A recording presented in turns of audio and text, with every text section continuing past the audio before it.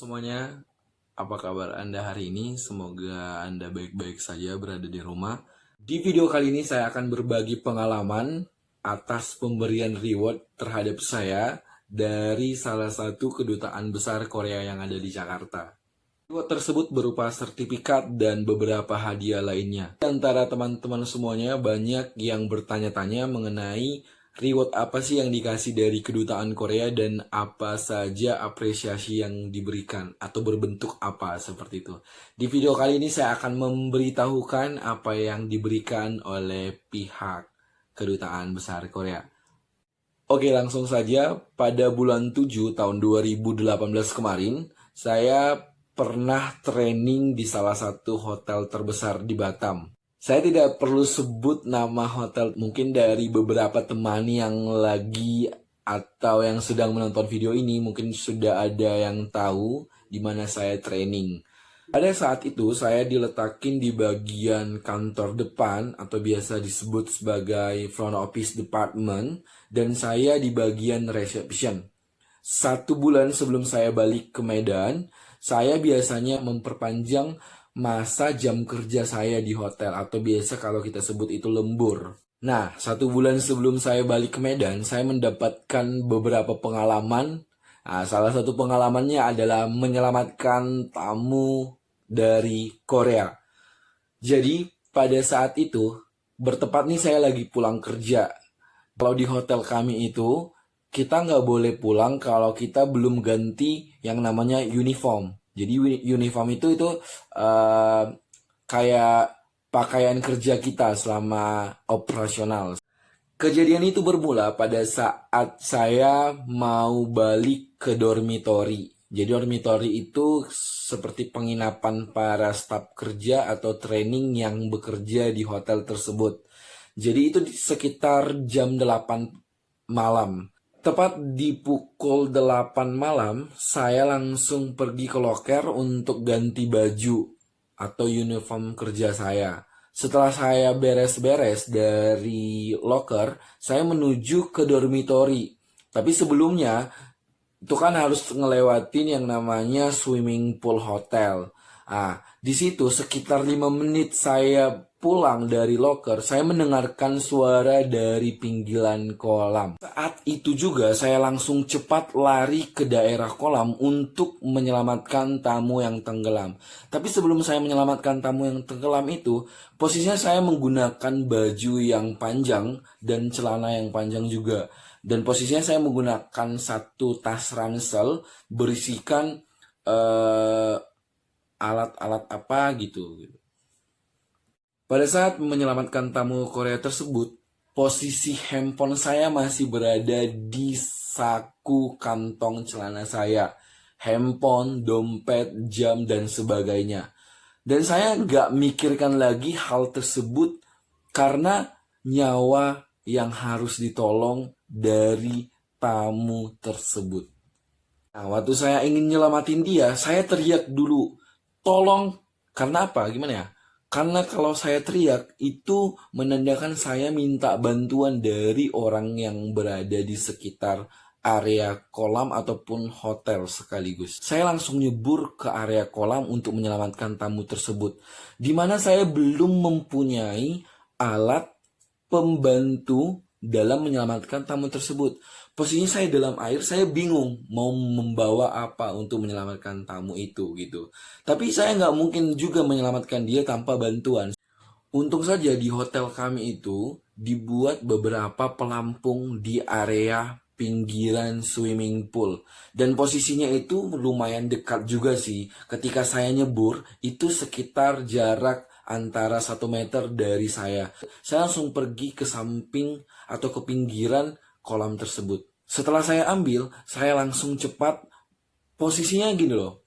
Pelampung itu dengan ukuran yang sangat besar, saya sangat-sangat kewalahan dalam mengambil itu gitu. Jadi saya gak ada waktu, gak ada maksudnya gak mikir panjang kali lebar untuk mengangkat pelampung yang sangat berat gitu. Jadi itu benar-benar apa ya, itu ajaib banget gitu. Seorang saya yang masih dalam arti menggunakan pakaian yang berat, baju yang berat, mengangkat sebuah pelampung yang besar untuk menyelamatkan si tamu. Nah, setelah pelampung tersebut saya angkat dan saya dorong ke arah si tamu, saya melihat keadaan tamu itu sudah hampir kepalanya masuk ke dalam air tanpa melihat lagi daratan. Seperti itu. Jadi di situ saya melakukan hal di mana saya langsung nyelam ke dalam air dan saya mengangkat tangan beliau ke atas pelampung yang saya berikan. Pada saat itu juga si tamu sedang menggunakan kacamata miliknya. Jadi posisi kacamata pada saat saya menyelamatkan tamu tersebut seperti ini. Posisinya ini saya punya kacamata ya. Nah, dia seperti ini. Jadi dia benar-benar drastis bengkok. Artinya gini loh. Posisi kacamata seperti ini menandakan bahwasanya beliau sangat-sangat membutuhkan dan sangat-sangat mengharapkan bantuan dari kita dengan situasi yang seperti itu gitu. Setelah itu saya mencoba menarik pelampung yang digunakan oleh tamu tersebut ke arah pinggiran kolam. Sampai di pinggiran kolam, datanglah beberapa tamu dari bagian restoran yang melihat kejadian tersebut. Posisinya, tamu belum sadar total. Jadi, staf front office atau ada beberapa staf yang ada di sana langsung cepat mengambilkan bantuan kesehatan berupa P3K atau oksigen. Setelah diberikan oksigen kepada si tamu, maka tamu sudah mulai bisa menenangkan pikirannya atas kejadian itu. Jadi, 30 menit setelah kejadian itu, si tamu langsung mencari orang yang menyelamatkan beliau, yaitu saya sendiri. Seperti itu. Jadi posisinya itu saya sedang dilema karena saya gini loh. Handphone saya masuk ke dalam kolam, HP saya masuk ke dalam kolam, dompet saya masuk ke dalam kolam, jam saya masuk ke dalam kolam, dan semua apa yang saya gunakan itu tercebur atau terendam air. Untung saya punya 2 handphone, di mana handphone itu ya saya bisa gunakan lah dengan sebaik mungkin. Karena saya juga nggak mungkin juga sih langsung gimana ya. Karena saya juga pernah mendengarkan kata motivasi di mana ketika kamu bantu seseorang itu, kamu jangan langsung mengharapkan imbalan. Isinya si tamu langsung mencari saya dan meminta alamat email saya atau akun sosial media yang bisa dihubungin terhadap saya. Setelah itu, beliau langsung memeluk saya dan mengucapkan thank you very much. Saya sih mindsetnya bahwasanya kalau rata-rata tamu dari Korea itu lebih mementingkan bahasa ibu mereka, yaitu bahasa Korea. Tahu yang namanya bahasa Inggris, tapi tidak sepasih tidak sepasih yang kita pikirkan seperti itu. 9 pagi, saya diberitahu untuk menghadap GM atau GM itu biasa disebut General Manager Hotel, dan saya langsung pergi ke ruangan bapak tersebut untuk ditanyai apa sih yang terjadi kemarin malam. 1 minggu setelah kejadian itu ada event di hotel di mana event itu bernama General Staff Meeting.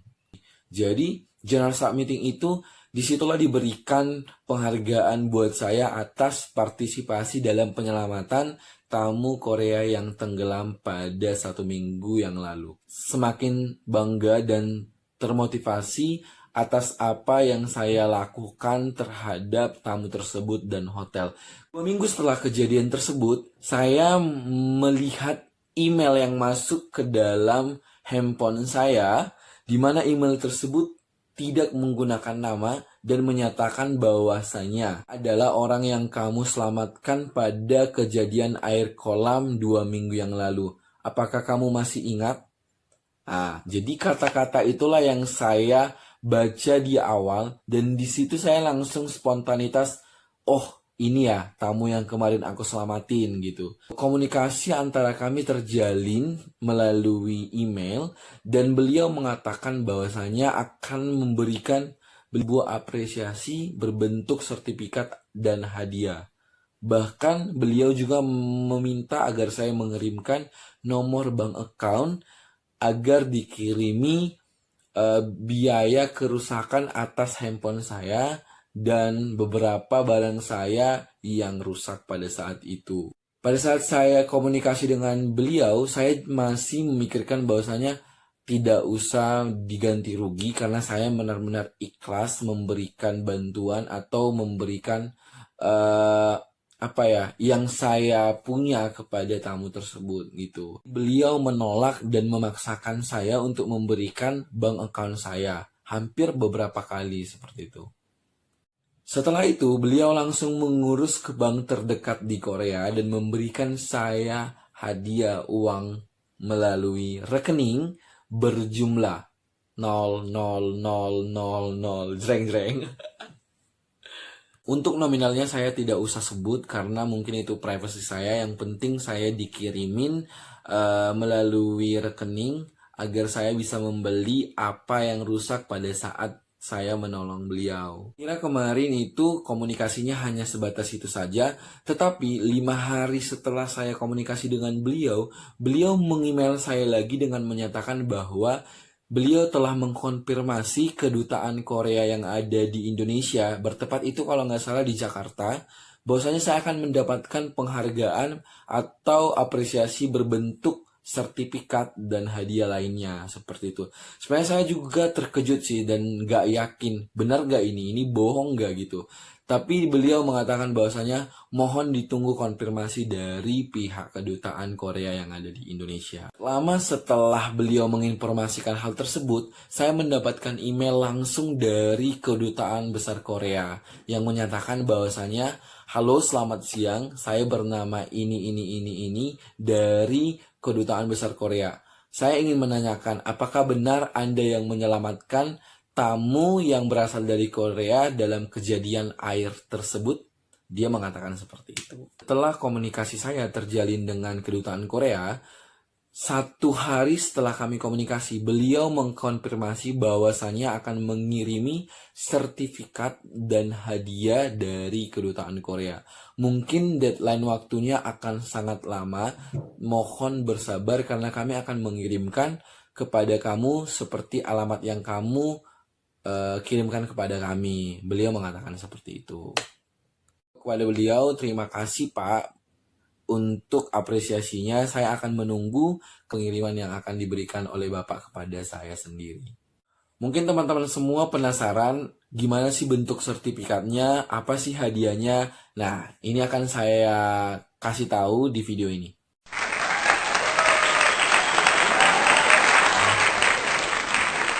Diagramnya, kemudian ada amplop something, ada juga ada simbol dari kedutaannya, hadiahnya apa ya, oke, buka sama-sama. Wow, thank you.